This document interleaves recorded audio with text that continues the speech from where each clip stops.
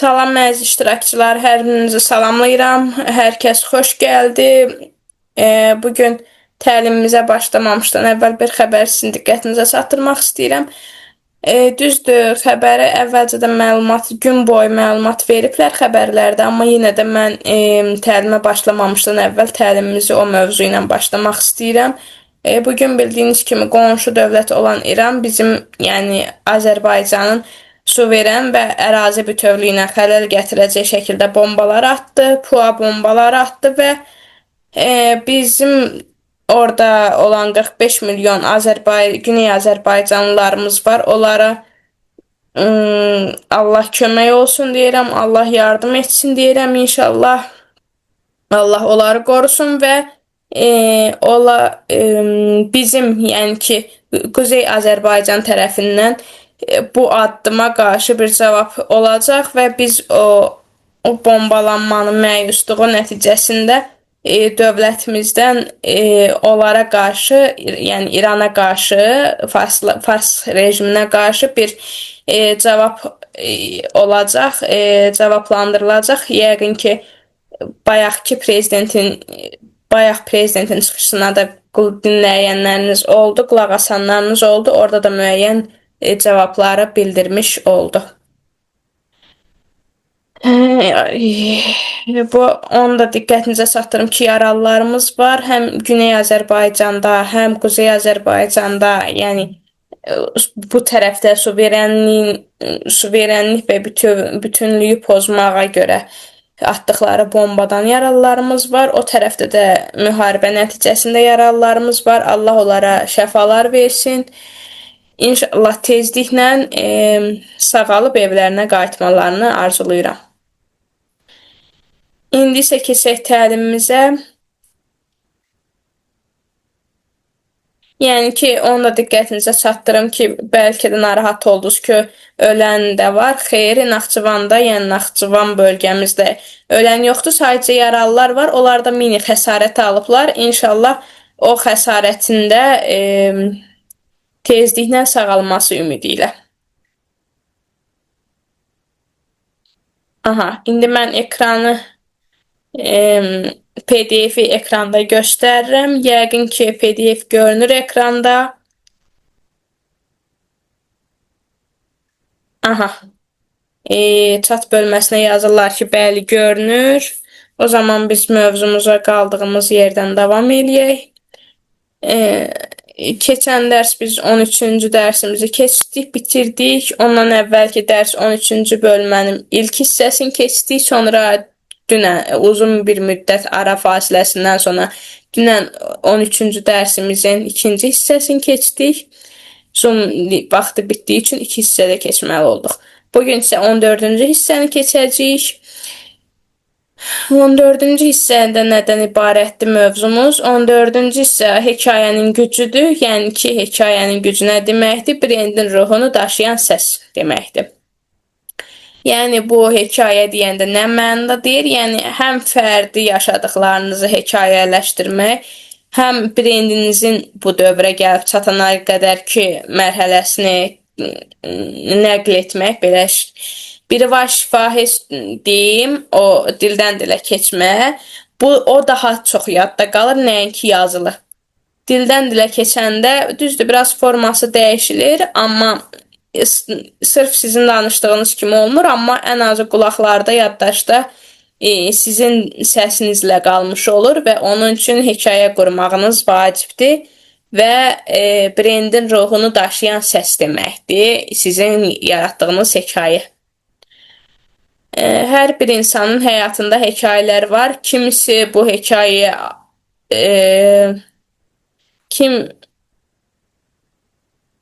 kimisində xəyallarla, amma bir dəqiqə etdi. Hamının bir hekayəsi var. Kimisində bu hekayələrlə başlayır, kimisində isə xəyallarla. Amma hamısının ortaq bir cəhəti var. Onlar da bizim kimliyimizi formalaşdırır. Yəni ki, kimin hekayəsi pozitiv başlayır, kimin hekayəsi negativ başlayır. Yəni ki, o sizin yaşamınızdan, sizin o bu dövrə qədər ki, yəni markanızı qurana qədər ki, biznesinizi yaradana qədər ki, dövrdə nələr yaşadıqlarınızla bağlıdır, həyat hekayənizlə bağlıdır. Eyni ilə hər bir loqo, markanın bir hekayəsi də var. Hər bir markanın da bir hekayəsi var. Loqo, ad, dizayn, rənglər, sosial media paylaşımları bunlar yalnız qabıqdır, amma markanın ruhu, onun insanlarda oyatdığı hiss hekayəsindən doğur. Yəni ki, bu cümləni toparlayası olsaq, loqodur, adınızdır, dizayndır, rənglərdir, sosial mediada paylaşdıqlarınızdır, gündə neçə dəfə paylaşım edirsiniz, neçə dəfə canlı açırsınız və s. və s. etdiyiniz addımlar, onlar sadəcə kənardan görüntüdür, onlar da lazımdır, amma ondan əvvəl ilk hekayəniz vacibdir ki, insanlar artıq sizə sizin o yaratdığınız, yaşadığınız hekayələrə görə dəyər verib pozitiv və ya negativ ballandırmalar edirlər, belə deyim. Yəni ki, sizə rəy bildirirlər ki, sizin o danışdığınız hekayə doğrudandırmı, sizin yaşadıqlarınızdırmı, yoxsa yalandan insanları inandırmaqdan ötürü uydurduğunuz bir hekayədirmi? Burada da nümunə yazmışam. Məsələn, heç bir insan soyuq faktlara bağlanmır, amma emosional hekayə insanın içində iz buraxır. Yəni ki, sizin o yalandan insanları inandırmaqdan ötürü uydurduğunuz bir hekayə təbii ki, bütün insanlara soyuq hekayə kimi gələcək. Çünki artıq o insanlar da orada bir canlanma görməyəcəklər. Yəni ki, orada insana aid olan bir mövzu görməyəcəklər və görəcəklər ki, onu yalandan inandırmaqdan ötürü dediyiniz üçün artıq insanlar sizə inanmayacaqlar və güvənləri qırılacaq. Yəni ki, siz insanların diqqətini cəlb etməyəcəksiniz və insanların diqqətini cəlb etmədikdə artıq güvən qırılmış olacaq. Məhz buna görə də dünyanın ən güclü markaları öz dəyərlərini hekayə dili ilə danışırlar.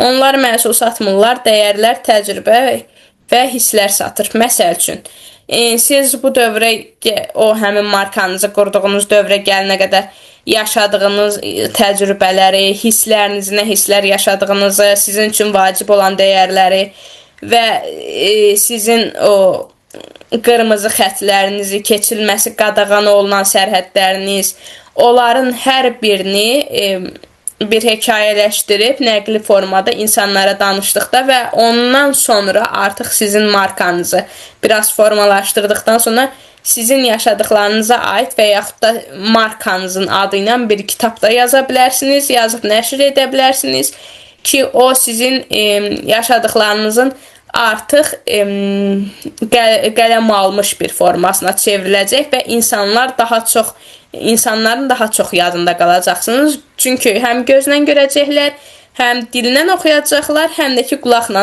öz oxuduqlarını eşidəcəklər. Niyə hekayə brendin ən güclü silahıdır? Çünki insan beyninin qərar mexanizmi əsasən emosiyalara əsaslanır. Nə qədər məntiqi izah versən də son qərarı duyğular verəcək. Burada bir statistik məlumatımız da var. Stanford Universitetinin apardığı araşdırmalara görə insanlar faktların cəmi 5%-ni xatırlayırlar, amma hekayələrin 65%-ni uzun müddət yadda saxlayırlar. Bu bir təsadüf deyil, çünki hekayələr beynin həm rasional, həm də emosional hisslərini eyni anda aktivləşdirir. Yəni ki, siz nə qədər təbii olsanız, səmimi olsanız və öz hekayənizi insanlara danışsanız, insanların yadında daha çox qalacaqsınız və onlar sizə artıq güvənəcəklər. Yəni ki, hekayənizi deyəndə neçə də yatmağa getdiniz, neçə də oyandınız, neçə də dişlərinizi yudunuz, neçə də çay içdiniz, onlar yox. Yəni, o hekayəyə aid deyil. Sadəcə bütün o, məsəl üçün, bütün o yaşınızda, 30 yaşınız, məsəl üçün də bir marka yaratdınız, 30 yaşınızda yaratdınız və yaxud da 20-də yaratdınız. O yaşınıza qədər, yaratdığınız yaşa qədər, məsəl üçün 30 yaşa qədər bir marka yaratmısınız. O 30 yaşa qədər nə xatırlayırsınızsa, nə yaşamısınızsa, 5 yaşdan insanların beynində daha çox 5 yaşdan o tərəfə yaşadıkları qalır. Psixoloji baxımdan desək, o 5 yaşdan 30 yaşa qədər 25 il 25 yaş dövrünü xatırlayaraq insanlara danışa bilərsiniz ki, məsəl üçün mən bunları yaşadım, tutalım. Xarici ölkəyə getmisinizsə, xarici ölkəyə gedəndə mən bu təcrübələri əldə elədim. Universitet dövründə bu təcrübələri əldə elədim.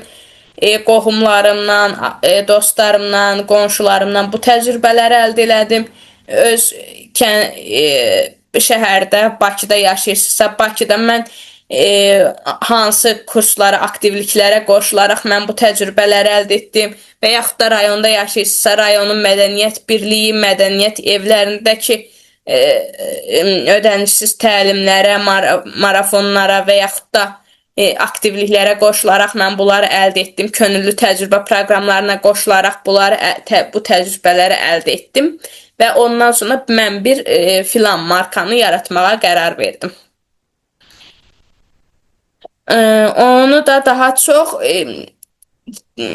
o markanda danışmağa daha çox siz o markanızın hekayəsini daha çox markanızı yaradanda danışa bilərsiniz. Yəni ki, açılışı edirsiniz. Məsəl üçün bir ofis tutmusunuz, ofisin açılışını edirsiniz və qırmızı lentanı kəsən zaman artıq ondan əvvəl 10 dəqiqə, 15 dəqiqə çıxış zamanı olur. O 15 dəqiqəyə çox uzatmadan 10 dəqiqə, 15 dəqiqə arasında siz o araya yerləşdirərək bütün yaşadıklarınızı, o 25 ilinizi, 20 ilinizi o dövr içində danışmalısınız. Çünki insanları həm gözlə görürlər ki, açılış var, məkanın açılışıdır. Həm qulaqlarından sizi dinləyirlər, həm də ki, siz dedikcə artıq öz içlərində, dilləri ilə, iç səsləri ilə təbii ki, deyirlər ki, bu dediyi, bu yaşda mən də bunu yaşamışam deyir, artıq sizin ikinizin fikirləri üst-üstə düşür. Ona görə ən yaxşı seçim açılış zamanı edilən seçimlərdir. Yəni çıxışlardır. Buna görə də hər bir brendin məqsədi yalnız təqdim etmək deyil, hiss etdirmək olmalıdır. Yəni ki, siz brend yaradırsınızsa, bir marka yaradırsınızsa, onu sadəcə insanlara təqdimat mərasimi ilə çatdırmaq düzgün bir şey deyil. İnsanlara həm də ki, brendinizi hiss elətdirməlisiniz. Yəni, onu da hiss elətdirmək üçün bir insan olaraq brendiniz, markanız danışmalıdır.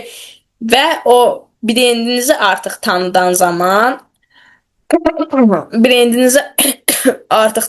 zaman, siz onun hekayəsində danışmalısınız. Biri var, öz yaşadığınız o mərhələyə gəlinəcəm. Biri də var ki, yaratdığınız kursdumu, biznes, hansı biznes sahəsi ilə məşğulsunuzsa, onun yaranma dövrün, yaranma illərini, keçdiyiniz çətinlikləri artıq insanlara danışaraq daha yadda saxlayan edə bilərsiniz. Sənin markanı seçən insanın zehnində belə suallar yaranmamalıdır. Bu məhsul yaxşıdırmı? Yəni ki, sizdən alacaqları, sizi seçən zaman hansı məhsulu seçirlərsə, onda artıq sizlə bağlı suallar yaranmamalıdır. Əksinə, onun ürəyində hisslər yaratmalısınız və hansı hissi yaratmalısınız, onu da açıqlayım. Onun ürəyində yaradacağınız hiss, bu markaya inanıram, güvənirəm, bu markanın hekayəsi mənim hekayəmə uyğundur, bunun yaradıcısı, yəni markanın sahibi, biznesin sahibi ilə mənim ortaq yanlarım var, ortaq cəhətlərim var.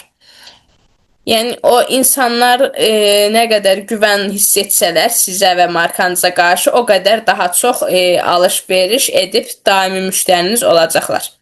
Yəni, alış-veriş deyərkən tək butiklər, aksesuarlar, geyim mağazaları, salonlar və s.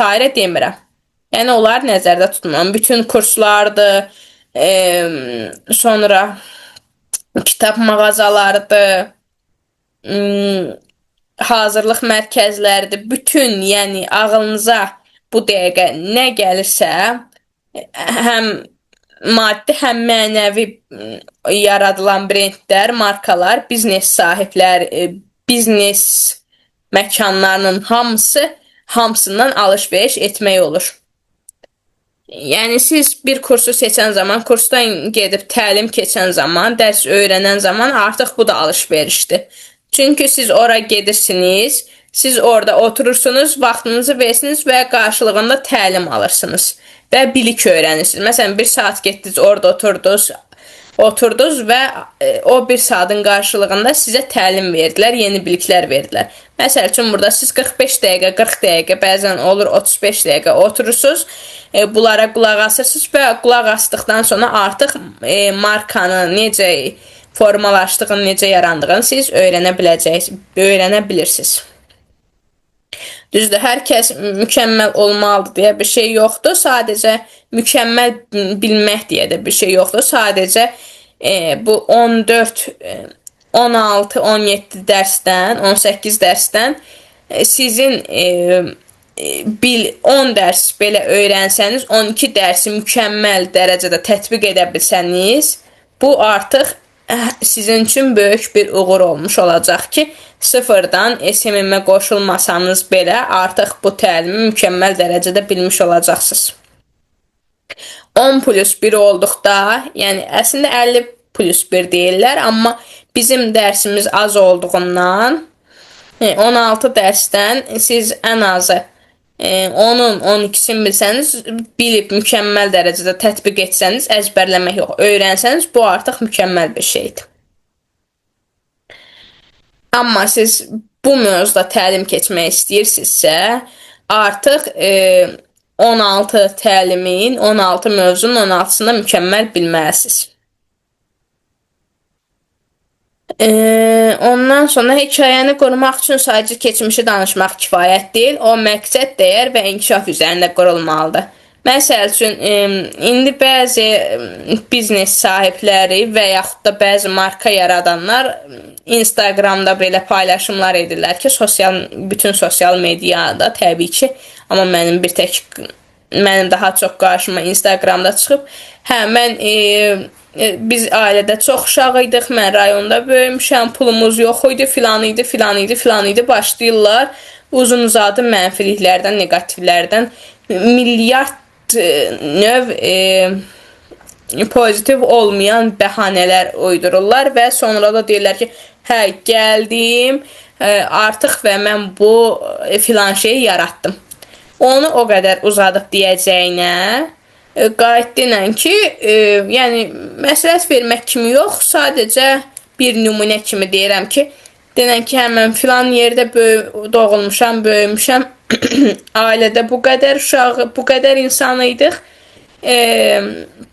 valideynlərim bizə baxmaq üçün işləyirdi, bitdi. Ondan sonra deyə bilərsiniz ki, mənim də beynimdə bu sual formalaşdı ki, mən gələcəkdə öz işimi qurum, öz biznesimi yaradım və artıq ailəmə kömək edeyim. Ondan sonra təzdən, yenidən qayıdıb deyə bilərsiniz ki, məsəl üçün, ailədə 4 uşaq idik, ən böyüyü mən idim. Ondan sonra təzdən bu tərəfə qayıdıb deyə bilərsiniz ki, və mən ailədə ən böyük uşaq mən olduğumdan, mən də həm öz gələcəyimi, həm ailəmin gələcəyini düşünməli olduğum üçün biznes fikirləri, biznes planlamaları fikirləşməyə başladım. Ona görə mən özümə sahə seçmək istədim.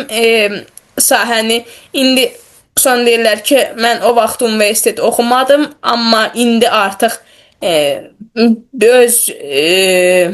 öz yolumu seçəndən sonra bir işə girdim. İşə girdikdən sonra mən artıq universitet oxumağa başlayıram və ondan sonra öz seçimlərimi etməyə başlayıram. Onu daha belə duyğusal insanlara belə deyim, yükləmədən, mənfi təsir göstərmədən, insanları yormadan, pozitiv bir formada artıq insanların diqqətinə çatdırmaq olar. Həm yaşadıqlarınızı, həm sizin üçün vacib dəyərləri, məsəl üçün, burada nə hekayədən, bu danışdığımız hekayədə vacib dəyər nədir? Ailə.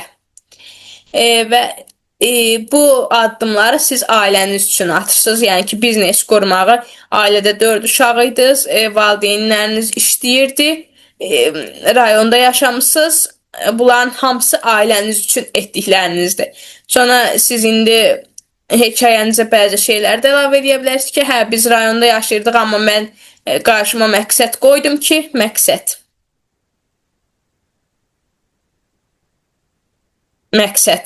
Qarşıma məqsəd qoydum ki, mən inkişaf edəcəm və bir brend yaradacam, bir biznes yaradacam, onu markaya çevirəcəm və ondan sonra mən şəhərə, yəni Bakıya və yaxud da xarici ölkəyə indi hara məqsədiniz haradısa, harda yaşamaq istəyirsinizsə, şəhərdən Bakıya gəlməkmi, yoxsa Bakıdan hər hansı bir Sumqayıta köçmək, yəni o məqsədləri siz qarşınıza qoyaraq və onu inkişaf etdirərək bu 3 plan üzərində hərəkət etsəniz, daha etdiyiniz hərəkəti danışsanız, daha mükəmməl nəticə əldə edərsiniz. Həm insanlar sizə daimi qulaq asar, yəni hekayənizi bitirənə qədər qulaq asar, həm də ki, insanlar artıq hekayə bitdikdə qayıdıb deməz ki, oh şükür qutardı. Axır ki, danışdı, bitirdi. Əksinə, hekayəniz bitəndə qayıdıb desinlər ki, siz elə bir hekayə danışın ki, qayıdıb desinlər ki, hekayə bitdi, nətiz, mən elə bildim hələ davam eləyəcək, bu qədər qısa bitəcəyini gözləmirdim. Halbuki bəlkə də 1 saat, 2 saat danışırsınız. Yəni o qədər axıcı olmalıdır, inandırıcı və axıcı olmalıdır ki, insanlar yorulmadan, bezmədən sizə qulaq assınlar. Sonra siz təlimdə nə öyrəndiniz? Təlimdə öyrəndiyiniz kimi hekayənin 4 təməl mərhələsi var. Onu biz ilk dərslərimizdə demişdiksə, yenidən bir xatırlatma eləyim. Birinci hekayənin təməli. Siz kimsiniz və haradan başladınız? Bu mərhələdə brendin doğuluş anıdır. İnsanlar sənin başlanğıc nöqtəni bilmək istəyirlər. Yəni ki, belə deyim, siz özünüzü, öz hekayənizi danışmaq yox, brendinizin, markanızın hekayəsini danışmalısınız. Yəni ki, öz hekayənizi artıq birincidə danışdınız, bitdi. Amma markanızın tanıtımıdırsa, açılışdırsa, açılış zamanı çıxışınız markanız barədə olmalıdır. Məsəl üçün, mən yenə özümlə nümunə gətirim Ener Akademidən. Onu mən yaradanda, mən 2-ci kursda oxuyurdum. Və mən onu onun üçün yaratdım ki, bütün könüllü, bütün kurslar və könüllü təcrübə proqramları və könüllü proqramların hamısı əyani idi.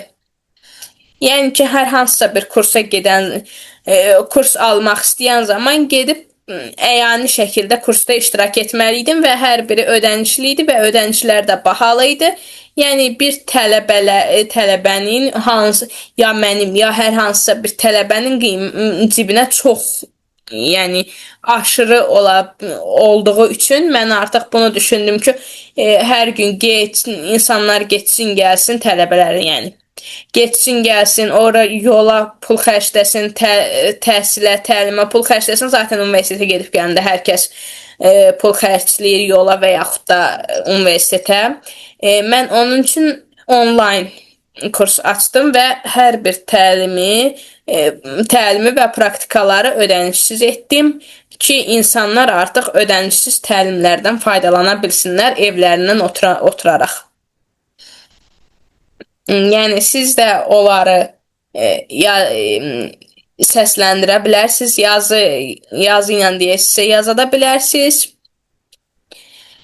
Niyə bu sahəni seçdiniz? Məsəl üçün, tək bir sahə üzrə də brend yarada bilərsiniz. Mənim kimi bütün sahələri qarışdıraraq da brend yarada bilərsiniz. Amma mənim ilkin məqsədim psixoloji təlimlər keçmək idi və psixoloji kurslar keçmək, sosiologiya mövzusunda alanında bütün təlimlərdən keçmək insan resurslarında sosiologiyanın bir qoludur, sonra psixologiyada şəxsi inkişaf, bədən dili və s. yaşam koçluğu filan bütün hamısı psixologiyanın bir hissəsidir və o da sosiologiyanın bir hissəsidir. Sonra SMM təlimləridir. Sonra bəzi indi təlimlər, bəzi ixtisaslar var. Adı yadımdan çıxdı. Onların hər biri sosiologiyanın hissələridir və mən bildiyim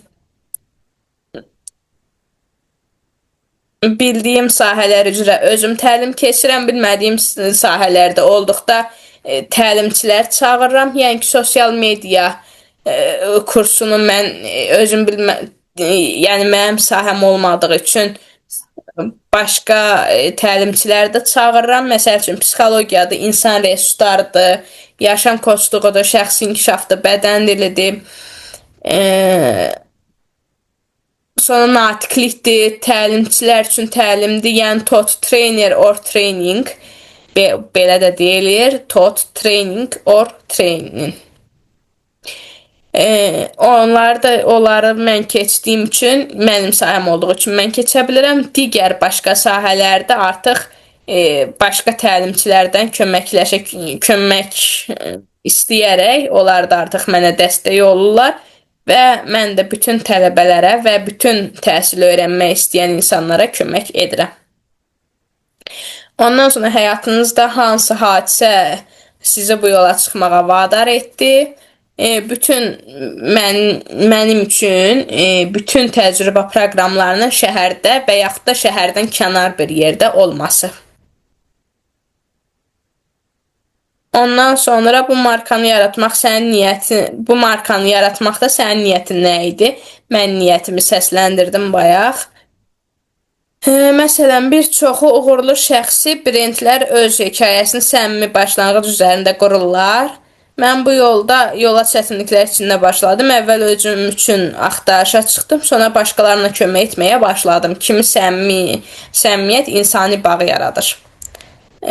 Bayaq dediyim kimi insanları yormadan, negativ yükləmədən bu bir cümlə ilə, iki cümlə ilə qısa başlanğıclarla hekayənizi genişləndirə bilərsiniz. Ondan sonra çağırış və dəyişmanı hekayənizi yazan zaman bu ən vacib hissələrdən biridir. Hər real hekayədə mübarizə var. Bu mərhələdə sən insanların səni tanımasını deyil, səni formalaşdıran təcrübələrini bölüşürsən.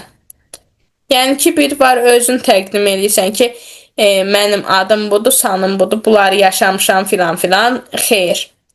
Sən bu markanı quran zaman hansı çətinliklərdən keçdin? Yəni nə kimi çətinliklərin oldu? İndi burada hər kəsin öz şəxsi çətinliyi var deyə mən burada eyniləşdirib cəmləmək istəmirəm.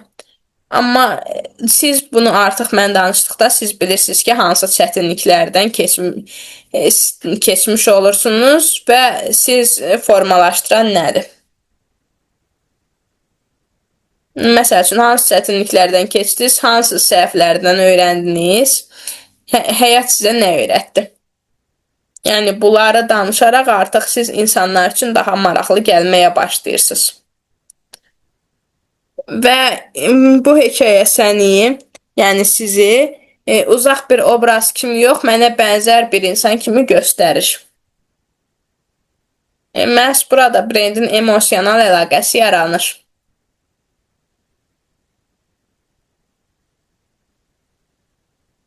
Dəyərin və missiyanın doğuşu.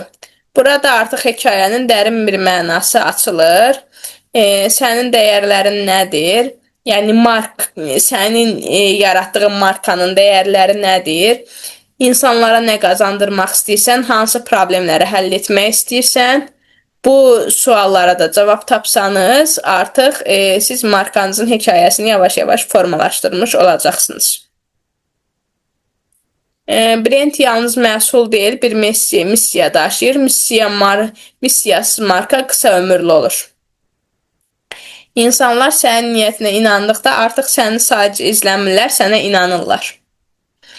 Yəni ki, siz bu sualların cavablarını, bu 3 sualın cavabını açıq şəkildə insanlarla bölüşsəniz, insanlar sizə artıq inanıb güvənəcəklər və inanıb güvəndikdən sonra da artıq insanlar sizin daimi müştəriniz olacaqlar.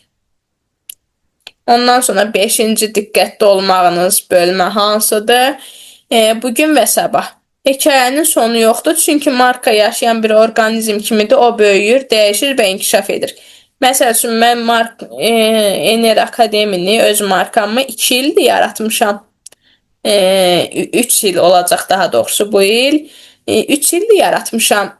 O 3 il içində nələr yaşadığımı, nələr etdiyimi, markamın nələrdən keçdiyini, onların hamısını artıq mən markamın haqqında məlumat soruşan zaman danışa bilərəm. Danışmalıyam daha doğrusu. Və bu da ən çox sizi yeni tanıyan insanlar üçün vacibdir. Ki, yeni tanıyan insanlar markanız haqqında soruşduqda və yaxud da hansısa bir nəysə alış-veriş etmək istəyən zaman soruşduqda siz artıq hekayənizi danışmalısınız. Və yaxud da qısa video çəkərək hekayənizi 1 dəqiqəyə yerləşdirəcək dərəcədə qısa danışaraq və yaxud da 1 dəqiqə, 5 dəqiqə, əgər hekayəniz çox uzundursa 10 dəqiqə çəkərək ya YouTube platformanıza, mütləq brendinizin YouTube platforması da olmalıdır. Keçən dəfə demişdim ilk dərsimizdə, yenidən təkrar etmək istədim. YouTube platformanızda paylaşmalısınız və o həmin paylaşımınızı yeni insanlar sizi tanımaq istəyəndə, seçim etmək istəyəndə siz artıq o həmin belə deyim, haqqınızda məlumatı, hekayənizi artıq o link vasitəsilə insanlara göndərə bilərsiniz və o insanlar o linkdən hekayənizi izləyərək sizə artıq mənfi və yaxud da müsbət rəy formalaşdıracaqlar. İnsanlar bunu görmək istəyir ki, o hələ də inkişaf edir və hələ də öyrənir. Sizin markanızdan söhbət gedir. Və bu ardıcıllıq markanı canlı və real saxlayır. Məsəl üçün, daimi göz önündə olmaq, daimi yeni məhsullar tanıtmaq, yeni kurslar tanıtmaq, hər an sizin özünüzü görməkləri, səsinizi eşitməkləri, bu artıq sizin markanızın birja kimi enişli qalxışlı olmasını insanların görmək, artıq bu canlı bir aktivliyin olmasını göstərir. Hekayə və etibar arasındakı görünməz körpü. Etibar bir brendin görünməyən, amma ən güclü valyutasıdır. Məsəl üçün, etibar olmasa artıq etibar da güvən deməkdir. Güvən olmasa artıq insanlar sizi seçməyəcəklər və sizi seçməməklərinin də ən birinci səbəbi güvənsizlik olacaq. İnsanlar səni tanımaya bilər, amma inanırlarsa sən artıq bir brendsən. İnanmaqları da artıq 50% tanımaqları deməkdir. Çünki heç kim tanımadığı insana inanmır və onun üçün də siz daimi göz önündə olmalısınız. Ondan sonra etibar hekayə ilə yaranır. Çünki hekayə emosional şəffaflıq gətirir. Əgər sənin hekayən süni və yaxud da çox marketinq yönümlüdürsə, auditoriya bunu hiss edəcək. Amma əgər sən dürüstsənsə, yəni həm gücünü, həm də zəifini göstərsənsə, insanlar səni qəbul edəcək. Məsəl üçün, zəif tərəflərini bayaq saydım, güclü tərəflərinizi də özünüz bilirsiniz. Və bu markanız formalaşdığı dövrdən sonraki mərhələyə aiddir. Yəni, markanıza qədər ki, sizdən söhbət getmir. Markanızı formalaşdırdıqdan sonra, məsəl üçün, ola bilər markanızı 6 ayda formalaşdırmışsınız, ola bilər 3 ayda, ola bilər 1 ayda. Yəni, ola bilər 10 gündür, indi ofisinizin nə vaxt açılışını eləyirsinizsə, bilmirəm. Ola bilər markanızı bugün formalaşdırdınız, bugün yaratdınız, ofisinizi də markanızı yaradan kimi getdiniz, bir ofis götürdünüz, ofisdə işlərinizi gördünüz. Bu artıq, necə deyim, sizin indi düşünəcəksiniz ki, bir hekayə yoxdur ortada. Xeyr, var. Hekayə yenə var, hekayə hər zaman var. Sizin, məsəl üçün, edəcəyiniz işləri, yəni insanlara belə aydınlıq gətirə bilərsiniz ki, düzdür, mən markamı yeni yaratmışam, məsəl üçün, filan müddətdə yaratmışam, bir neçə saatdə yaratmışam, siz güvənməyə bilərsiniz, tanımaya bilərsiniz, amma mən bu işləri edəcəm və mütləq video çəkiliş olmalıdır. Kameraman olmalıdır orada mütləq. SMM demirəm, fotoqraf, videoqraf olar demirəm.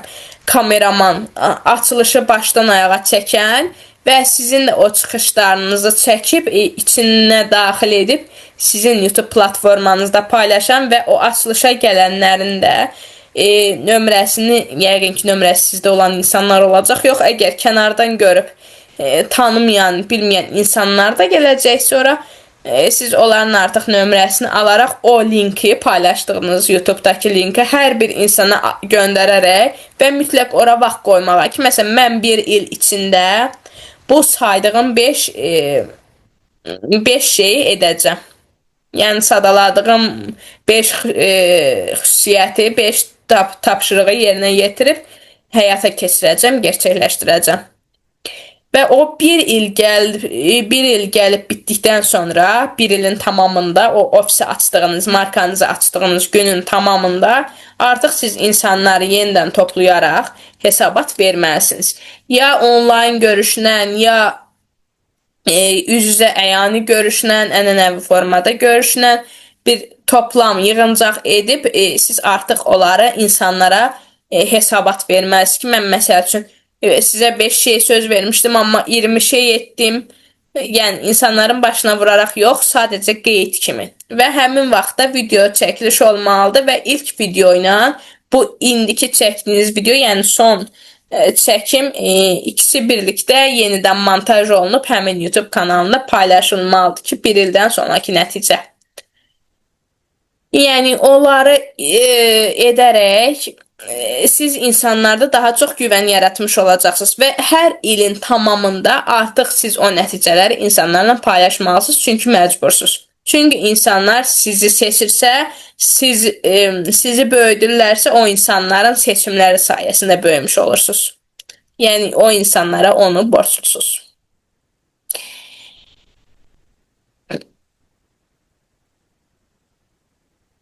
Ondan sonra bəzən uğursuzluqdan danışmaq, uğurdan danışmaqdan daha çox inam yaradır. Yəni, belə izah verim. Uğursuzluqdan danışmaq daha çox inam yaradır deyəndə, yəni, hər şeyi müsbət danışanda, yəni, mən bunu düşündüm, necə deyim, yəni, mən doğuldum, universitetə getdim, bu ixtisası seçdim, bu fakültəni seçdim və mənim yaşım gəldi, işləmək istədim, təcrübə qazanmaq istədim, könüllü ödənişli işlərə getdim, filan. Artıq bu hər şey hamar danışdıqda, yəni bir pürüz olmadıqda, insanlar artıq oradan, necə deyim, bir nəticə, təcrübə qazanmayacaqlar. Bir sizə uyğunluq yaranmayacaq içlərində, çünki həyatda heç bir hekayə hamar olmur. Pürüzləri olur, sıxıntıları olur, yollar kimi. Əyrisi ilə, qalxışı ilə, enişi ilə olmalıdır. Siz daimi pozitivdən danışanda artıq insanlar inanmaya bilər. Daimi negativlikdən də danışanda insanlar artıq sıxıntıdan bezib, yəni o məkanı, o görüşü tərk edəcəklər. Yəni, balanslı saxlamaq lazımdır. Yarı belə, yarı belə. Bir mənfidən danışanda bir müsbətdən danışmaq lazımdır. Bir müsbətdən danışanda bir mənfidən danışmaq lazımdır. Burada sxemində göstərmişəm. Autentiklik nədir? Autentik hekayə o deməkdir ki, real təcrübə, dürüst niyyət və davamlılıq. Real təcrübə, yəni nə yaşamısınızsa, 50-50 yaxşısı ilə, pisi ilə bərabərləşdirib danışmalısınız və insanlara dürüst olmalısınız. İnsanlar, yəni bəzən belə edənlər də var, sırf insanlar ona acısın deyə, onun markasına, onun yaratdığı bir şeyə acıyıb daha çox onu seçsinlər deyə yalandan acınacaqlı hekayələr danışırlar. Yəni, olmayan, yaşamadıqları təcrübələrdir, yaşamadıqları pislikləri də, belə deyim, artıq insanlara deyib özlərini acındırırlar ki, gəlib bunu daha çox seçsinlər. O artıq dürüst niyyət deyil. O artıq insanların duyğularından sui-istifadə etməkdir və onu etdikdən sonra artıq insanların güvəni azalacaq, yenə də deyirəm. Əsas dürüst niyyət olmalıdır, real təcrübə olmalıdır və davamlılığınız olmalıdır. Yəni mütləq ekranlarda olmalısınız. Yəni ortamın içində olmalısınız. Ya onlayn görüşlər təşkil etməlisiniz, ya ən azı ayda bir dəfə, iki dəfə o həmin ofisə gedib nəzarət etməlisiniz. Yəni orada görünməlisiniz. Ondan sonra işçilərlə davranışlardır, işçilərdə nəzarətdir, iş rejimidir. Onların hər biri də ayrı bir dərsliklərdir. İnsan resurslarına aiddir o da. İlk növbədə marka yaratmaqda, ondan sonra insan resurslarıdır. Bizim indi insan resurslarından 6, 7 və 8 aylıq təlimlərimiz mövcuddur. Təbii ki, ödəncisiz bir formada mövcuddur.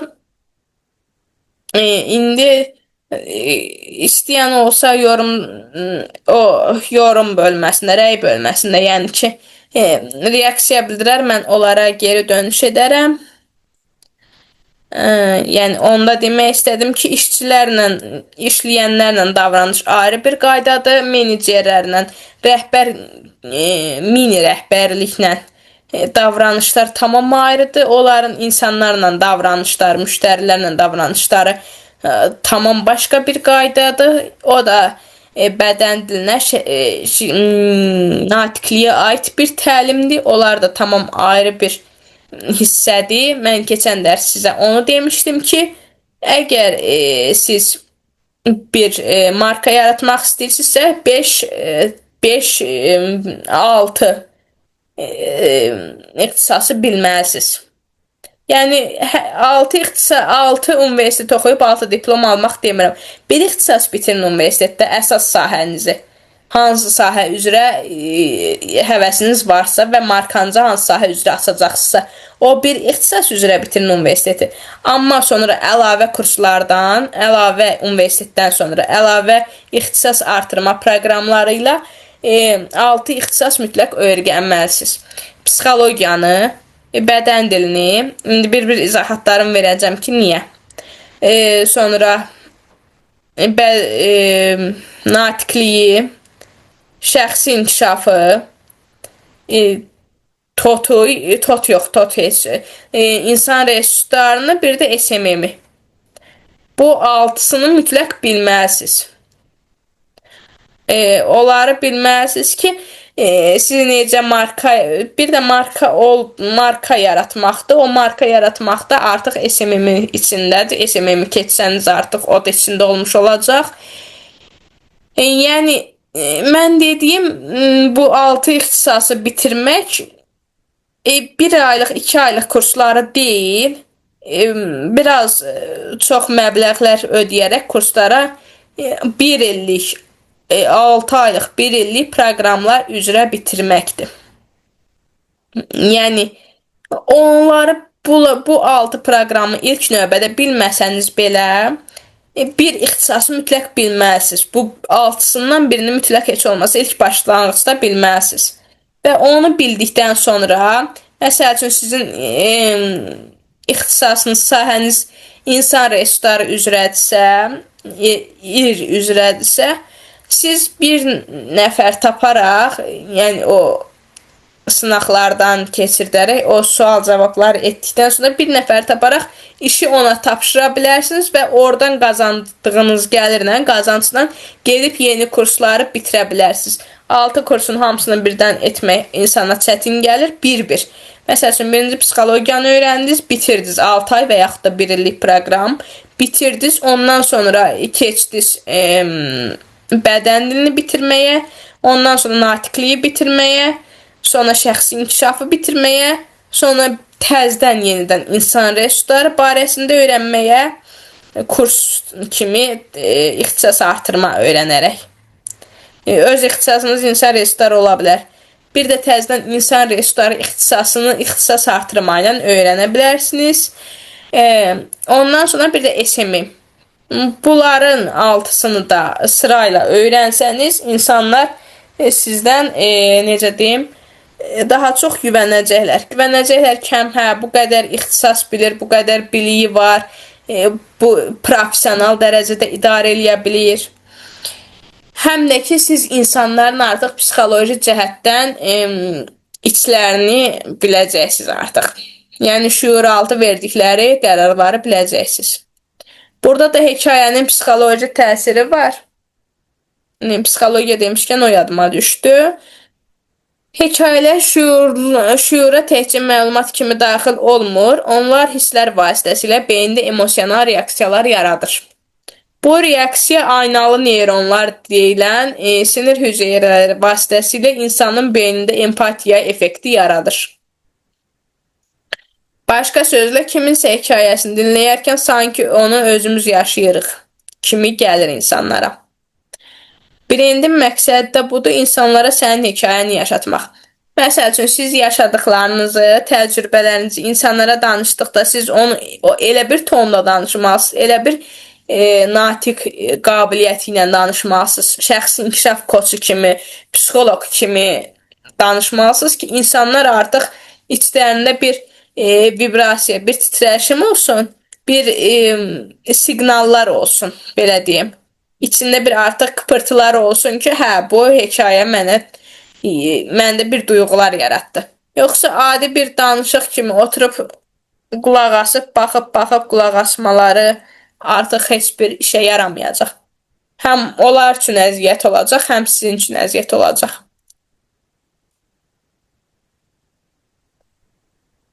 Onlar səni yalnız dinləməməlidir, sənin enerjini də hiss etməlidirlər. Siz əgər yorğun olsanız, həmin təlim danışan zaman artıq onlar da yorğun hiss edəcəklər.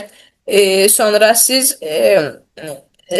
yorucu danışsanız, onlar da yorulacaq. Siz ürəksiz danışsanız, onlar da ürəksiz qulaq asacaq. Yəni siz nəsəniz artıq güzgü vasitəsilə onlarda əks olunacaq, belə deyim. Məhz bu zaman marka enerjisini formalaşdırırsınız. Və hekayəni satmaq ilə deyil, təsir etməklə formalaşdırmaq lazımdır.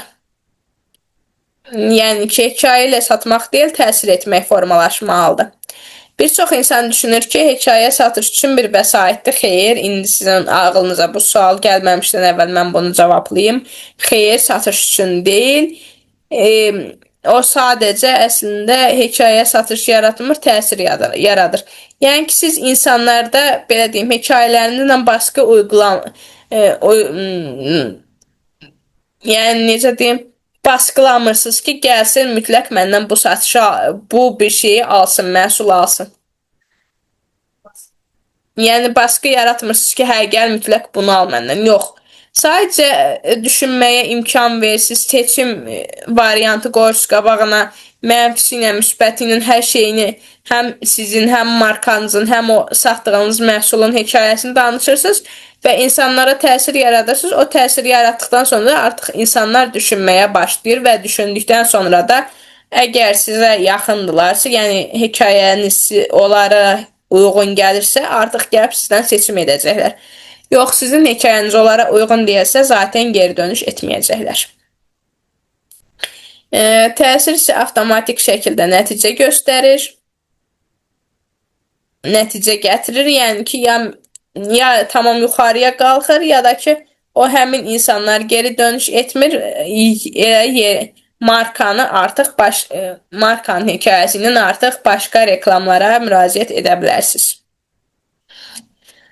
Ondan sonra sənin hekayən nə qədər emosional və realdırsa, insanlar da səni o qədər çox paylaşır, tövsiyə edir və yadında qalır. Məsəl üçün, siz hekayənizi danışdınız, sonra məhsulunuzu tanıtdınız, məhsulunuzu satdınız. O sizdən alan insanlarda 10 nəfər, 15 nəfər sizdən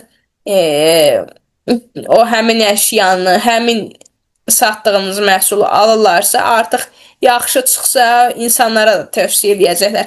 Yox, yaxşı çıxmasa yarımçıq artıq onu ləğv eləyəcəklər. İstəyir kursu olsun, istəyir şampunu olsun, diş fırçası olsun, yəni nə olur olsun, nə pis çıxsa artıq yarıdan saxlayacaqlar və insanlara tövsiyə eləmək qalsın.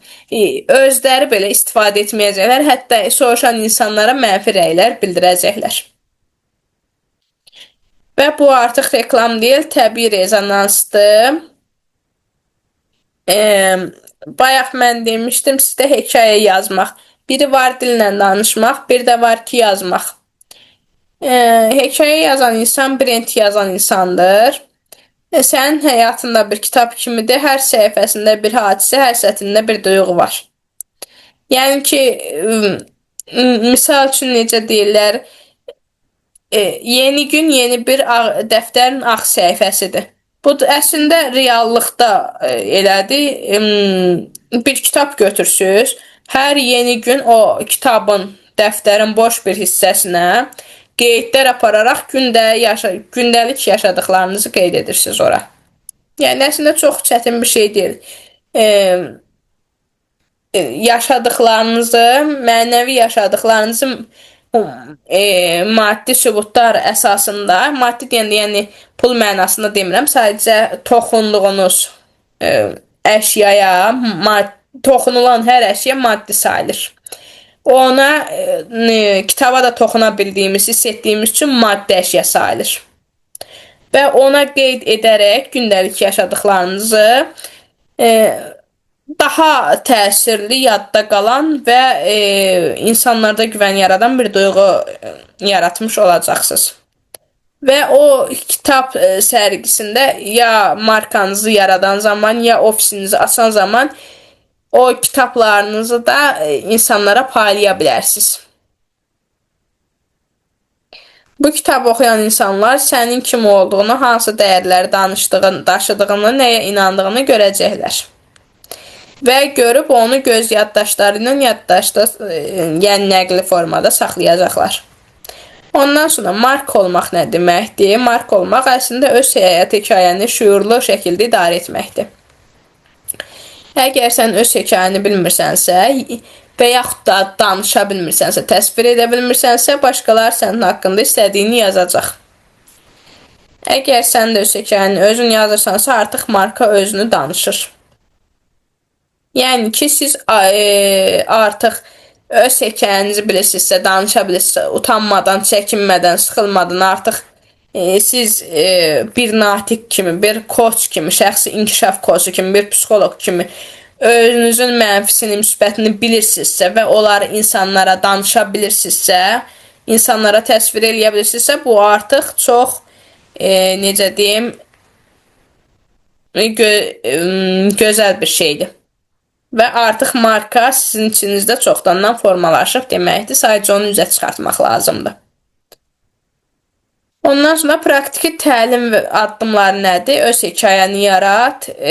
Öz hekayəni necə yaratmaq lazımdır? Bilməyənlər üçün deyirəm. Birinci sual.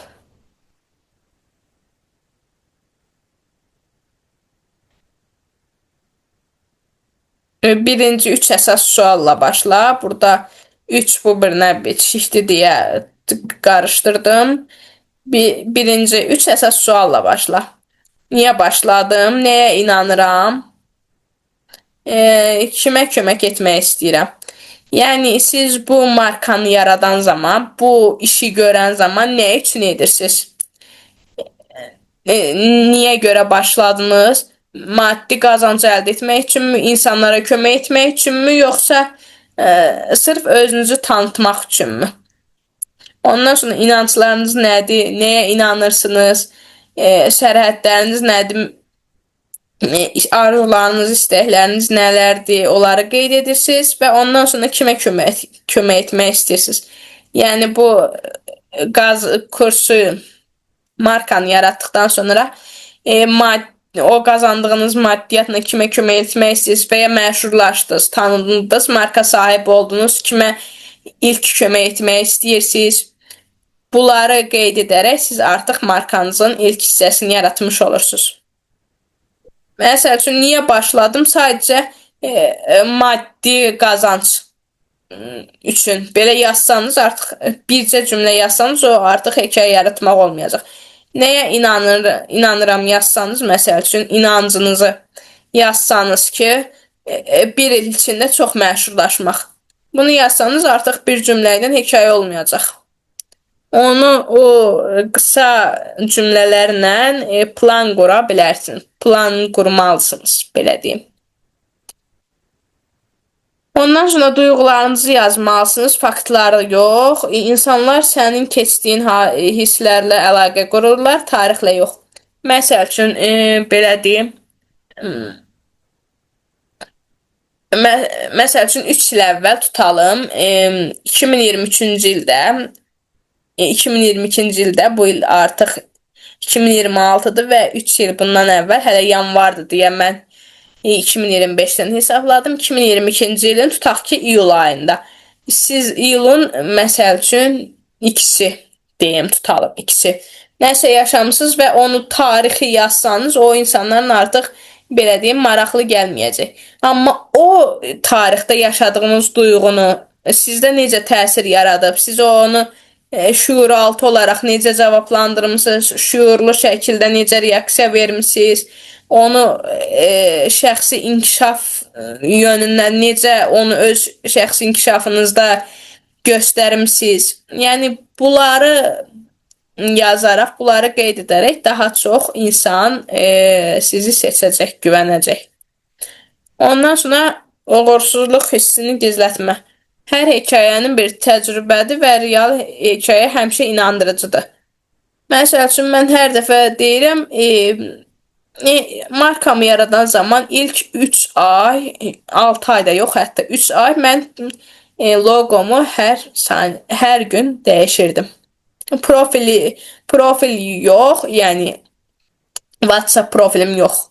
Kursumun logosunu, o kursun profilini hər gün dəyişirdim. Yəni o vaxtı çünki mən bilmirdim ki, necə deyim, tam seçməmişdim ki, hələ logo nəyi qoyum. Adı əvvəldən özümə aid bir fərqli bir şey etmək üçün öz adımı, soyadımı qoydum, Ener hər şey daxil. Ondan sonra Ener Akademi etdim, Moonlight etdim, Ay işıq elədim, Göyqurşaq elədim. Yəni, amma bilinirdi ki, mənlə bağlı, yəni bu Nurayla bağlı bir şeydir. Nurayın kursudur. Yəni belə bilinirdi, bu xətt qalırdı. Amma sonra seçim etdikdən sonra artıq Ener Akademi qoydum və inşallah əyani kurslar keçdiyim zaman bunu açıqlamayacaqdım hələ, amma mövzu gəlmişkən açıqladım.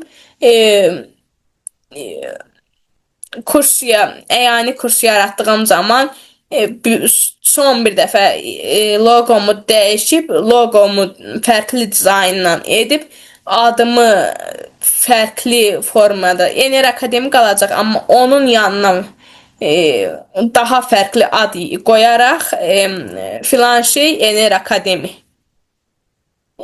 və yaxud da filan akademi yazaraq Ener qrup edib yaradacam yenidən. Bərpa edəcəm, belə deyim.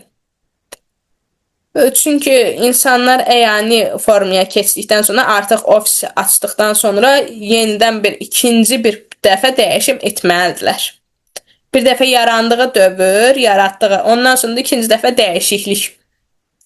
Onu mütləq etməlidirlər ki, insanlarda yenilənmə yaransın. Və hər il çalışdıqları qədər o mənfisini, müsbətini orada ofisdə, kursumu indi, biznesimi, ofisimi indi hər nədirsə, orada mütləq statistik məlumatlarla onu qeyd edib, çərçivələyib girişə asmalıdırlar. Ki, insanlar da gələndə bilsin ki, hə, bunun bu qədər uğurlu nəticəsi var, bu qədər uğurlu olmayan nəticələri var, mənfisi, müsbəti budur, alımı, satımı budur. İndi tam dəqiqliyi ilə yox, sadəcə yəni statistik bir məlumatlar qoyulmalıdır. Da qazandığınız maddiyyatı, pulu demirəm, sadəcə sizə seçim edən müştərilər, onların fikirləri, onların təcrübələri, sizə pozitiv mi yanaşıblar, yoxsa negativ mi yanaşıblar, sizə gələn mesajlar, kurs, o markanızla bağlı, onların hər birini skrin edərək çıxartsanız və onu ofisinizə assanız, çox gözəl insanlarda bir təsvir yaranmış olacaq sizin markanızla bağlı. Ondan sonra dördüncü vacib qaydamız nədir? Qısaca və vizual olaraq danış. Hekayə həm yazılı, həm də vizual, həm də davranış səviyyəsində olmalıdır. Yəni sizin hekayənizi həm kitabda, dəftərdə bir şeydə qeyd edib çıxartdırmalısınız, həm vizual təsvirləriniz olmalıdır, yəni görüntülər olmalıdır. Ya divarınıza asmalısınız, o biznesinizin divarlarını asmalısınız və yaxud da kitabı paylamalısınız insanlara. Həm də ki, davranış səviyyəsində olmalıdır. Yəni ki, insanlar onu öz davranışlarına necə keçirdə bilərlər düşüncəsini yaratsın onlarda. Və onun üçün nümunələr versin ki, məsələn, bu davranışı, bu təcrübəni davranışa bu cür keçirdə bilərsən.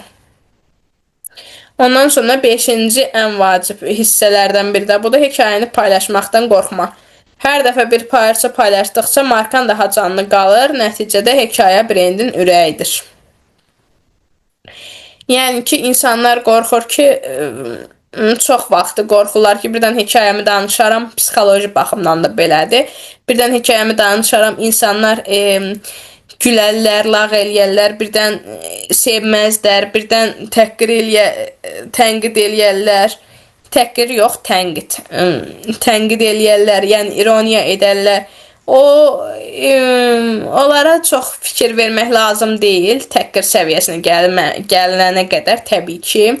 Onlara fikir vermək lazım deyil, onlar ya özləri sizə paxıllıq eləyirlər, ya sizin gəldiyiniz yerə onlar gəlmək istəyir, amma gələ bilməyib deyin, o cür yanaşırlar. Yəni sizdə olmayan, onlarda olmayan bir şey sizdə var. Sizdə olan bir şey onlarda yoxdur, ona görə o cür yanaşırlar. Belə ironik cəhətdən yanaşmalarının səbəbi odur. Ondan sonra burada nəticəmiz var. Nəticə hekayə brendin ürəyidir. Yəni ki, ürək nədir? Bizim ana sistemlərimizdən biridir. Bizim ən vacib orqanlarımızdan biridir ürək. Yəni ki, ürək döyünməsə artıq bütün orqanlar fəaliyyətini dayandıracaq. Və sizin hekayənizdə olmasa markanız, yəni brendiniz artıq ürəyi dayanacaq və sxem işləməyəcək, sistem dayanacaq. Sonra marka yaratmaq nədir? Marka olmaq nədir? Səs yaratmaq deyil, mənəvi iz qoymaqdır. Yəni ki, siz markanızı məşhurlaşmaqdan ötürü yaratmaqdan daha çox məşhurlaşmaq hissi də insan içində ola bilər, egosundandır təbii ki. Yəni hər bir insanda qürur və ego var, hətta olmalıdır birazcıq, yəni aşırıya qaçmamaq nəticəsi ilə təbii ki, aşırıya qaçmamaq səbəbi ilə olmalıdır və amma siz seçim edərkən ilk qürurunuzu və egonuzu düşünüb markanı yaradırsınızsa, bu artıq sadəcə məşhur olmaq, şan şöhrət baxımından yaratmış olursunuz və o da çox qısa bir nəticə əldə edəcək, qısa müddətdə olacaq. Birinci mənəviyyat olmalıdır, dəyərlər olmalıdır, psixoloji yanaşım olmalıdır, insanların şüur altına təsir etmək olmalıdır. Onları etsəniz, ondan sonra artıq şan şöhrət sizə gəlmiş olacaq. Yəni ki, bu izi qoyan şey isə insanın loqon, isə sənin loqon, rəngin və ya reklamın deyil, hekayəndir. Yəni loqo istədiyiniz şeyi qoya bilərsiniz, heç biznesinizlə əlaqəli də olmaya bilər.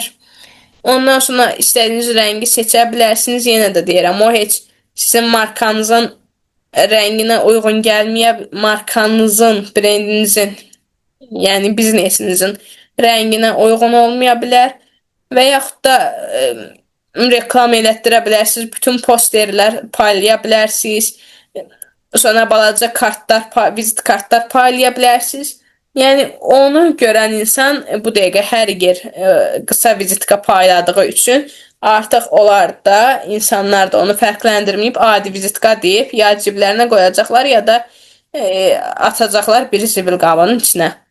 Amma onu paylayan zaman, o reklam edən zaman qısa bir hekayə, bir cümləlik, iki cümləlik maksimum hekayənizi ora qeyd etməlisiniz.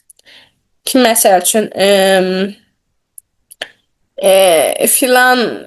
filan biznes mərkəzi və ya filan akademi və yaxud da filan butik, aksesuarın filan şeydən başladı, artıq filandan filana doğru çevrildi. Yəni indi mən burada dəqiq cümlələrlə demək istəmirəm ki,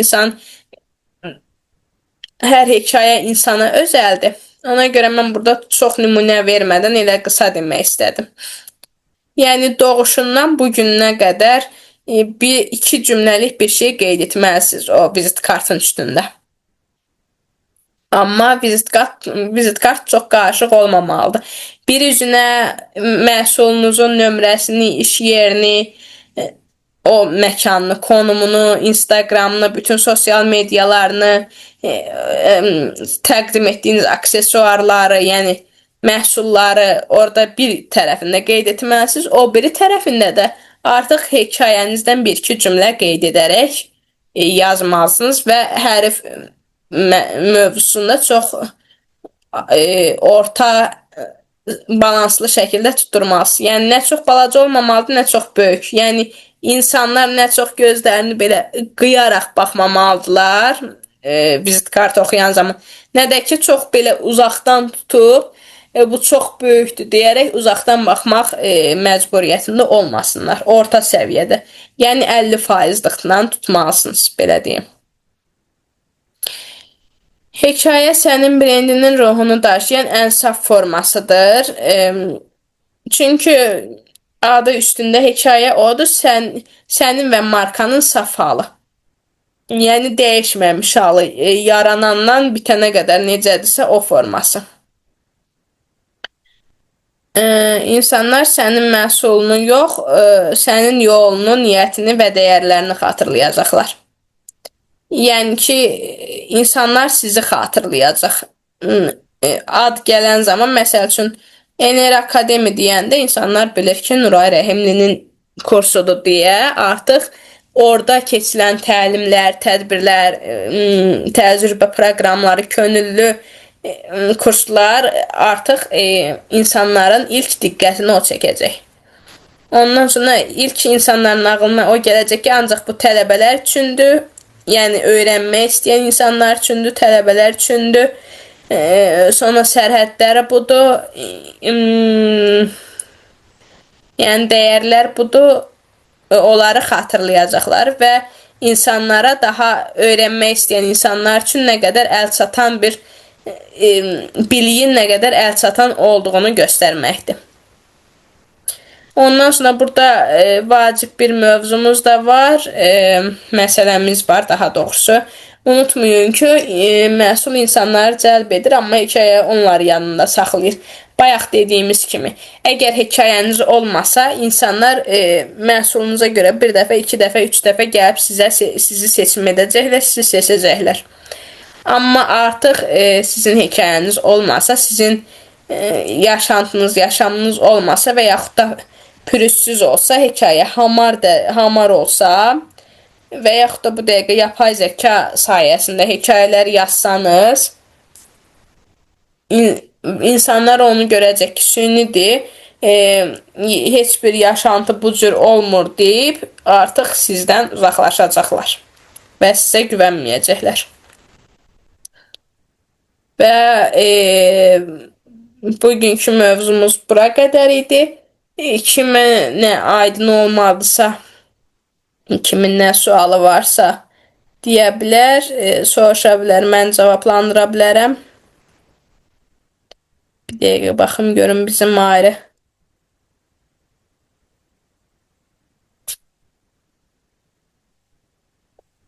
Aha, mən ekran kaydını bir müddətlik bağlayayım.